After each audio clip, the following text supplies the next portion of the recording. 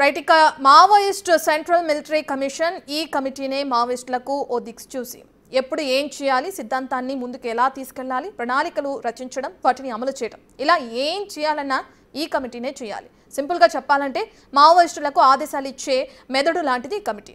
అలాంటి కమిటీలో అత్యంత కీలక నేత మల్లోజుల వేణుగోపాల్ అలియాస్ సోను.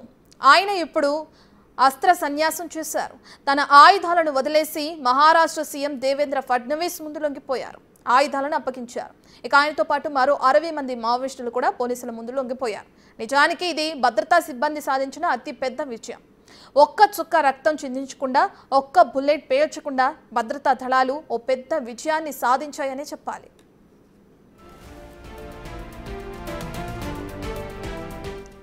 మల్లోజులతో లొంగిపోయిన వారి వివరాలు చూస్తే మావోయిస్టు పార్టీకి జరిగిన నష్టంపై ఓ అంచనా వస్తుంది.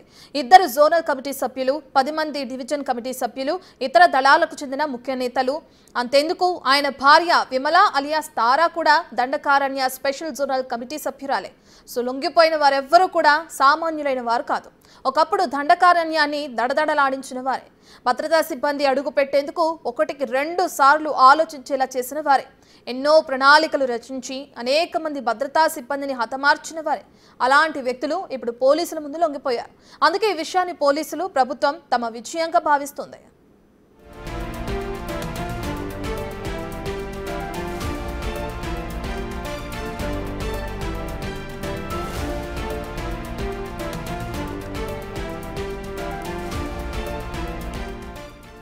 మల్లోజుల వేణుగోపాల్ అనే వ్యక్తి సాధారణమైన వ్యక్తి అయితే కాదు. తెలంగాణలోని పెద్దపల్లి జిల్లాలో పుట్టిన మల్లోజుల మావోయిస్టుల్లో అత్యంత కీలక నేతగా ఎదిగారు. అతడి సోదరుడు మల్లోజుల కోటేశ్వరరావు అలియాస్ కిషన్ జీ కూడా మావోయిస్టు ముఖ్య నేతల్లో ఒకరు. పీపుల్స్ వార్ గ్రూప్ కు చెందిన రాడికల్ స్టూడెంట్ వింగ్ లో ఎదిగి ఆ తర్వాత గన్ పట్టి అడవుల్లోకి వెళ్లారు. వీరంతా 1980లో మావోయిస్టుగా మారిన వేణుగోపాల్ను 2010లో మావోయిస్టు పార్టీ స్పోక్స్ పర్సన్ గా నియమించింది.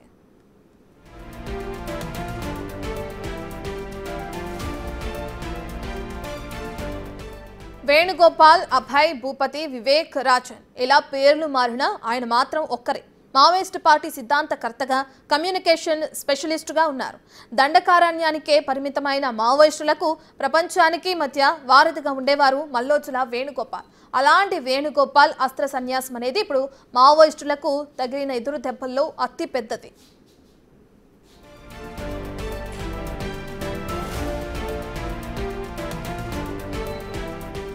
మల్లోజుల వేణుగోపాల్ లొంగిపోవడానికి ముందు మావోయిస్టు పార్టీలో చాలా విషయాలు జరిగాయి.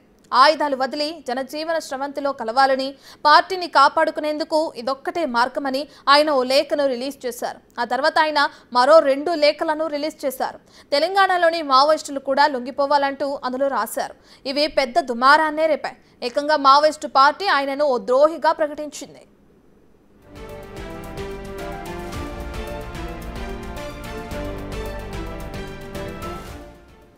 నిజానికి ఈ లొంగిపోయే ప్రక్రియ చాలా నెలల క్రితమే ప్రారంభమైనట్లు తెలుస్తుంది. ముందుగా వేణుగోపాల్ భార్య కొన్ని నెలల ముందు లొంగిపోయారు. అప్పుడు కూడా ఆమె 10 మంది సీనియర్ మావోయిస్టు నేతలతో సహా లొంగిపోయారు. ఇక ఆ తర్వాత పరిణామాలు వేగంగా మారాయి. నిజానికి వేణుగోపాల్ లొంగిపోవడానికి ఓవైపు భద్రతా సిబ్బంది పైచేయి సాధించడం ఒక కారణమైతే, పార్టీ పెద్దల తీరు కూడా మరో కారణమని తెలుస్తుంది. నిజానికి పార్టీ జనరల్ సెక్రటరీగా ఉన్న బసవరాజు ఎన్కౌంటర్ తర్వాత దేవూజీని జనరల్ సెక్రటరీగా నియమించారు. నిజానికి ఆ పోస్ట్ సోనుకు వస్తుందనుకున్నారు. అప్పటి నుంచి ఆయన లొంగిపోయేందుకు ఆలోచనలు చేసినట్లు ఓ ప్రచారం ఉంది.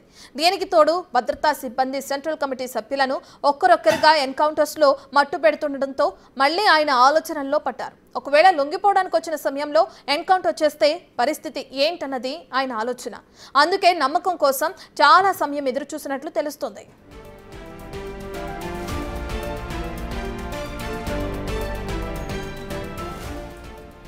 మరి ఇప్పుడు మల్లోజుల వేణుగోపాల్ భవిష్యత్ ఏంటన్నది ఇంట్రెస్టింగ్ గా మారింది.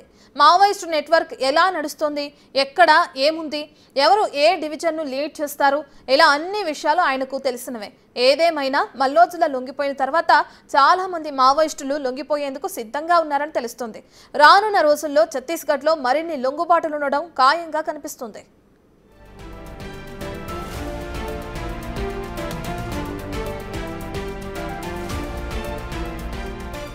ఉమ్మడి కరీంనగర్ జిల్లా అనగానే ఉద్యమాల కిల్లా అని చెప్పి పేరు గుర్తుకొస్తూ ఉంటుంది. కరీంనగర్ అనగానే దాదాపుగా మావోయిస్టులకు అడ్డగా చెప్పుకుంటూ ఉంటారు. ఈ కరీంనగర్ ఏదైతే ఉమ్మడి కరీంనగర్ జిల్లా వ్యాప్తంగానే చాలామంది కూడా ఇటు మావోయిస్టు లోపల పెద్ద పెద్ద లీడర్లుగా ఎదిగినటువంటి పరిస్థితి. అగ్ర నాయకులు అంటే దాదాపుగా భారతదేశం లోపలనే పేరు గాంచినటువంటి వారిగా చెప్పుకోవచ్చు. ముఖ్యంగా ఇటు జగిత్యాల జైత్రయాత్ర కావచ్చు, అదేవిధంగా పెద్దపల్లి జిల్లాకు చెందినటువంటి మావోయిస్టు అగ్రనేతలు కిషన్జీ మొత్తం కూడా భారతదేశం లోపలనే పెద్ద పేరు గడించినటువంటి వ్యక్తి. పట్నని మావోయిస్టుగా పేరు గడించినటువంటి ఇటు మల్లోజుల వెంకట కృష్ణ గారు ఈరోజు మహారాష్ట్ర ప్రభుత్వం ఆధ్వర్యం లోపల కూడా లొంగిపోవడం కూడా జరిగింది. ప్రస్తుతం మనము పెద్దపల్లి జిల్లా కేంద్రం లోపల ఉన్నటువంటి మల్లోజుల ఇంటి వద్ద ఉన్నాము. ఏదైతే ఈ కనబడేటువంటి ఇల్లు ఉందో ఇది మల్లోజులకు సంబంధించినట్టు వేణుగోపాలరావుకు సంబంధించినటువంటి ఇల్లుగా చెప్పుకుంటారు. దాదాపుగా ఇక్కడ మల్లోజుల వేణుగోపాలరావు అంటే కూడా ఎవరు కూడా చూసి ఉండని పరిస్థితి. అంటే ఎందుకంటే ఇటు నాయకులుగా ఉన్నటువంటి కిషన్జీ కావచ్చు, మల్లోజుల ఇటు కావచ్చు, ఎవరు కూడా దాదాపు ఎరగని వారు ప్రస్తుతము ఇటు లొంగిపోవడంతో ఈరోజు తెలంగాణ రాష్ట్రానికి కూడా వచ్చి డీజీపీని కలిసిన తర్వాత పెద్దపల్లి జిల్లాకు వస్తారని చెప్పి అనుకుంటున్నారు. ప్రస్తుతం మల్లోజుల గురించి తెలుసుకోవడానికి కుటుంబ సభ్యులు గారు ఉన్నారు. చెప్పండి, అసలు మల్లోజుల గారు మీకు ఏమవుతారు, అంటే ఏంది? ఈరోజు ఎక్కడైతే మహారాష్ట్ర ముఖ్యమంత్రి దేవేంద్ర ఫడ్నవీస్ గారి దగ్గర ఆత్మసమర్పణ చేసుకున్నటువంటి వ్యక్తి మా బాబాయి మల్లోజుల వేణుగోపాల్ గారు. వీరు స్వాతంత్ర సమరయోధుడు. మా తాత మల్లోజుల వెంకటయ్య గారి చిన్న కుమారుడు. నేను మల్లోజుల ఆంజనేయులు అనగా పెద్ద కుమారుని యొక్క కుమారుణ్ణి. వాళ్ళు మేము పుట్టకముందే అజ్ఞాతంలోకి వెళ్ళారు. సమసమాజ స్థాపన కోసమని, బడుగు బలహీన వర్గాల కోసమని తమ యొక్క జీవితాలను త్యాగం చేస్తూ ఈ రెండవ బాబాయ్, మూడవ బాబాయ్ ఇరువురు కూడా అడవి బాట పుట్టారు. మేము అప్పటికి ఇంకా పుట్టలేదు. ఆ సందర్భంలో 1980లో మేము జన్మించడం జరిగింది. వాళ్ళ తల్లిదండ్రుల దగ్గర నుంచి వాళ్లకు ఆ యొక్క భావాలు అంటే సమాజం యొక్క భావాలు పుణికిపుచ్చుకున్నారు. చిన్నప్పటి నుంచే నానమ్మ ఉండగా చెప్పేది. చిన్నప్పటి నుంచే సమాజం గురించి, మంచి చెడుల గురించి ఎక్కువగా వాళ్ళు ఈ రాజకీయాల గురించి, సమాజం గురించి ఎక్కువగా ఆలోచించేవాళ్ళు. అలా తాము నమ్ముకున్నటువంటి ఆ యొక్క సిద్ధాంతాల్లోనే మా రెండో బాబాయి తన యొక్క తుది శ్వాసను కూడా విడవడం జరిగింది.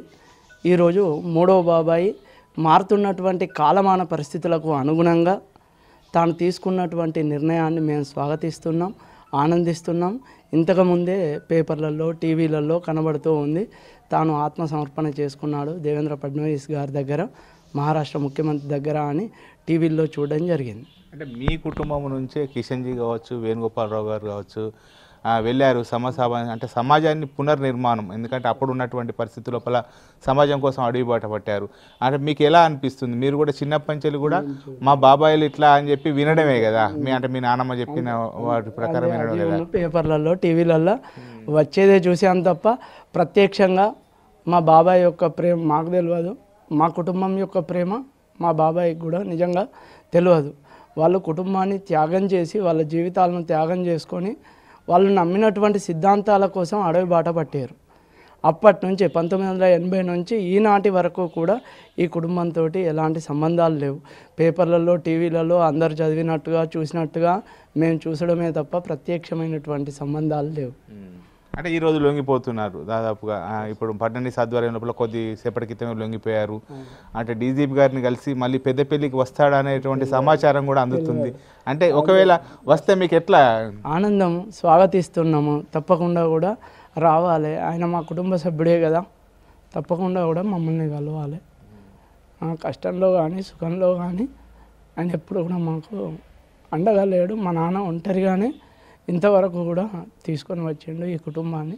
సో ఓవరాల్గా సంతోషం అంతే. అంటే మీరు కూడా చూడాలని అనుకుంటున్నారా మీ బాబాయ్ని?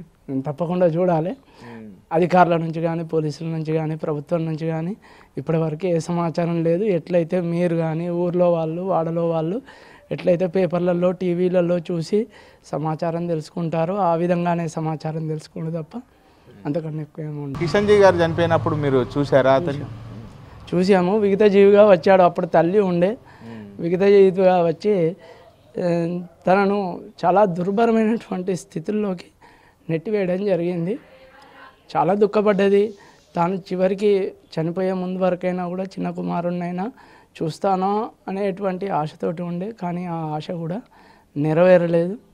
సో ఇప్పుడు ఆయన ఇంటికి వచ్చేది ఉంటే ఖచ్చితంగా ఆ పైలోకాల్లో ఉన్నటువంటి నానమ్మ ఆత్మ అయినా కూడా సంతోషిస్తుంది, శాంతిస్తుంది అనే కోరుకుంటున్నాను. తాను కూడా తన యొక్క బాబాయిని ఎప్పుడెప్పుడు వస్తారా, ఆ మహానుభావుని ఎప్పుడెప్పుడు చూస్తానా అని చెప్పి ఇటు ఆనంద బాష్పాలు ఒక రకంగా అతని కన్నీరు అంటే కళ్ళ నుంచి వస్తున్నటువంటి, ఎందుకంటే చాలా రోజులు తను పుట్టినప్పటి నుంచి కూడా ఎప్పుడు కూడా మల్లోజుల అంటే ఒక పేరు వినడమే, వాళ్ళ యొక్క పేరు వినడమే కానీ వాళ్ళని ఎప్పుడు కూడా చూడని పరిస్థితి. చిన్నప్పటి నుంచి కూడా ఆ చుట్టుపక్కల వారు చెప్పడంతో వాళ్ళ గురించి కూడా చెప్తే వినడం తప్ప తెలియదు. ఇప్పుడు కూడా రావాలి, తమ బాబాయ్ రావాలి, అతని యొక్క జీవితం అంతా కూడా పెద్దపల్లి లోపలనే గడపాలి, ఇంకా అతని దగ్గర నుంచి ఎంతో నేర్చుకోవాలని చెప్పి వారి యొక్క అన్నగారి కుమారుడు కూడా ఆశిస్తున్నటువంటి పరిస్థితి కనబడుతుంది. ముఖ్యంగా తెలంగాణ రాష్ట్ర ప్రభుత్వం డీజీపీని కలిసిన తర్వాత పెద్దపల్లికి వచ్చేటువంటి అవకాశం ఉండడంతో అతని రాక కోసం అయితే కుటుంబ సభ్యులు ఎదురు చూస్తున్నటువంటి పరిస్థితి కనబడుతుంది. కెమెరా పర్సన్ అంజితో శ్రీనివాస్, బిగ్ టీవీ, పెద్దపల్లి నుండి.